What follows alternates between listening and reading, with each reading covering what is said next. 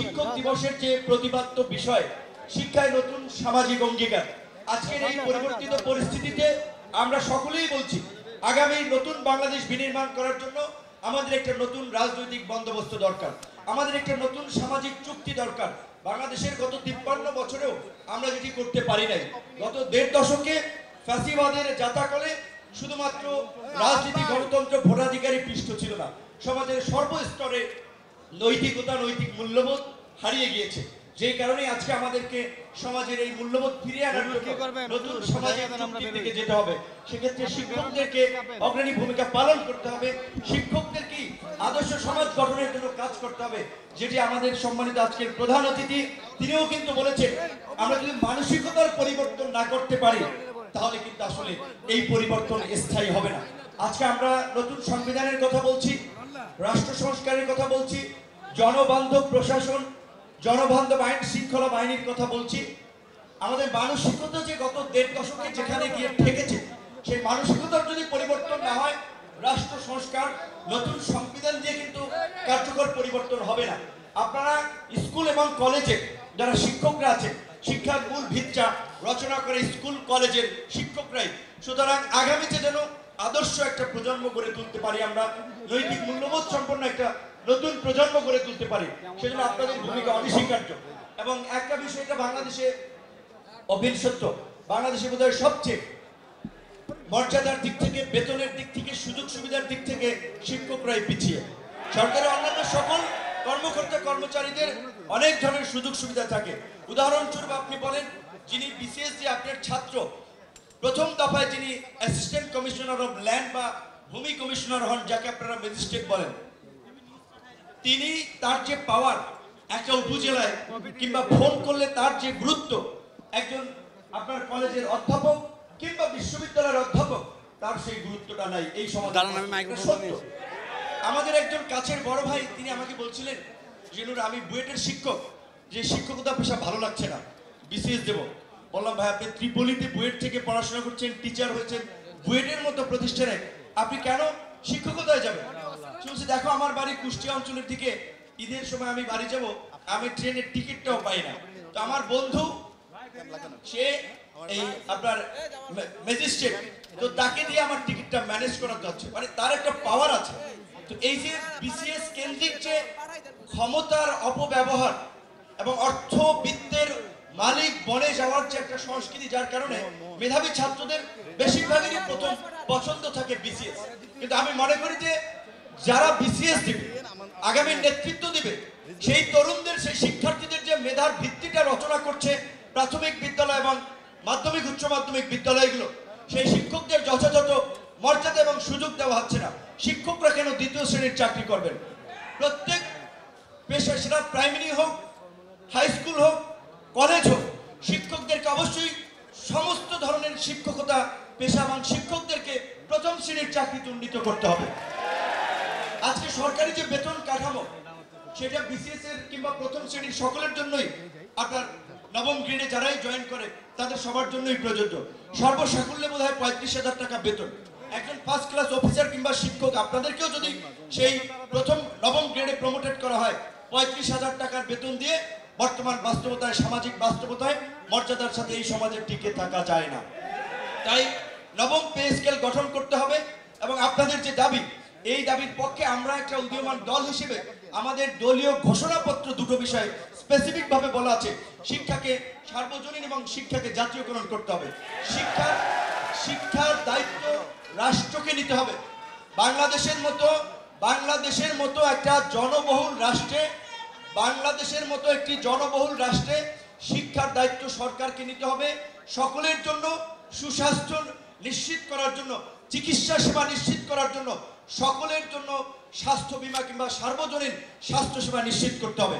আজকে গবেষণায় দেখা গেছে বাংলাদেশে প্রতি বছর 18 থেকে 20% মানুষ নতুন করে আপনার দারিদ্রতার শিকার হয় শুধুমাত্র চিকিৎসা ব্যয় মেটাতে গিয়ে।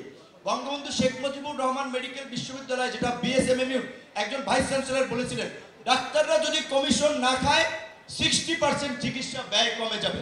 তো এই যে চিকিৎসা সবার নাগালে পৌঁছে দেওয়ার জন্য, সবার স্বাস্থ্য সুরক্ষার জন্য চিকিৎসাকেও গুরুত্ব দিতে হবে, এবং শিক্ষা তো সকলেরই প্রথম চয়েস। তো আমি সরকারকে অনুরোধ করব, যেটা আমাদের আজকের প্রধান অতিথিও বলে গেছেন, বাংলাদেশে দেখেন গত 53 বছরে বিএনপি, জামাত, সমস্ত রাজনৈতিক দল, ইসলামিক দল, বাম দল, ডান দল এই রকমের এক বিন্দুতে এসে মিলিত হয় নাই একটা ফাঁসিবাদী শাসনের অবসান এবং সার্বজনীন সকলের সমর্থনের ভিত্তিতে একটা নতুন অন্তর্বর্তীকালীন সরকার। সুতরাং সরকারকে আমরা অনুরোধ করব, যেটা বিএনপির মতো একটা বড় দলের মহাসচিব বলে গিয়েছেন, আমরা এই সরকারকে এনেছি, সমর্থন দিয়েছি, আমরা এই সরকার গঠন করেছি, আমরা এই সরকারকে সব ধরনের সহযোগিতা করতে চাই, কিন্তু সরকারের কাজে সুস্পষ্ট রূপরেখা থাকতে হবে, কোনো ফাঁক ফোকর থাকবে না। এই যে বিএনপি মহাসচিবরা বলেছেন যে বিরাজনীতিকরণের শঙ্কা, এই শঙ্কাটা কেন আসলো? কিছু তো কিন্তু আছে, নিশ্চয়ই কোনো আলাপ আলোচনা হচ্ছে এখানে সেখানে। কাজেই সেই জায়গা থেকে কিন্তু আমাদেরকে সতর্ক থাকতে হবে। রাজনীতিবিদরা রাষ্ট্র পরিচালনা করেছে বিগত 50 বছরেও, রাষ্ট্র পরিচালনা একটা রাজনীতি। সুতরাং এই অন্তর্বর্তীকালীন সরকারকে রাজনৈতিক ঐক্যমতের ভিত্তিতে একটা জাতীয় সরকারের রূপ দিয়ে কার্যত রাষ্ট্র সংস্কারের যে আমরা দাবি জানাচ্ছি সেটি সম্ভব, কিন্তু শুধুমাত্র কিছু নির্দিষ্ট সংখ্যক ব্যক্তিদেরকে দিয়ে কিংবা অরাজনৈতিক একেবারে কিছু ব্যক্তিদেরকে নিয়ে সেটি সম্ভব নয়। তাই আমরা আজকের আলোচনায় আমরা এটা তুলে ধরবো। আমরা আপনাকে জানাচ্ছি যে সরকারের কাঠামোকে বৃদ্ধি করে রাজনৈতিক দলের প্রতিনিধিদেরকে নিয়ে এইটাকে একটা জাতীয় সরকারে রূপান্তর করা এবং শিক্ষক সহ বিভিন্ন শ্রেণী পেশার মানুষের যে দাবি আছে সেটাকে যথাযথভাবে অ্যাড্রেস করা। বিশেষ করে শিক্ষকদের দাবি আমি মনে করি অনতিবিলম্বে এই সরকার মেনে নিতে পারে, এবং এই সরকারের প্রধান যে তিনিও কিন্তু একজন শিক্ষক। সুতরাং শিক্ষার মূল্য এবং শিক্ষকদের মর্যাদা নিশ্চয়ই তারা উপলব্ধি করবেন। বড় একটা দল, বিএনপির মতো একটা দল, তার মহাসচিব তিনি একজন শিক্ষক। এখন কিন্তু শিক্ষকদের জয় জয়কার। আপনাদের সমালোচনা করা আমার জন্য বেয়াদবি হবে, তাই আমি সমালোচনা করতে চাই না। তবে আমি একটা অনুরোধ আপনাদের প্রতি রাখতে চাই, এবং আপনাদের সাথে আমি আজকে এই পুরো দেশবাসীকে সাক্ষী রেখে আমি একটা কথা বললাম। যেহেতু আমরা রাজনীতি করছি, রাজনীতি যে কয়দিন করি, রাজনীতি করলেও তো আমার একটা কর্ম করার দরকার, কিন্তু আমার কোনোদিন শুনবেন না আমি 100 কোটি টাকার মালিক হয়েছি। আমি গ্রামের ছেলে, আমি গ্রামেই ফিরে যাবো, ঢাকা শহরে আমার কোনো বাড়ি থাকবে না, সেই রাজনীতি আমরা করতে চাই না। অর্থবিত্তের মালিক হওয়ার জন্য রাজনীতি করছি না, এটা আপনাদের সাথে কমিটমেন্ট করে গেলাম।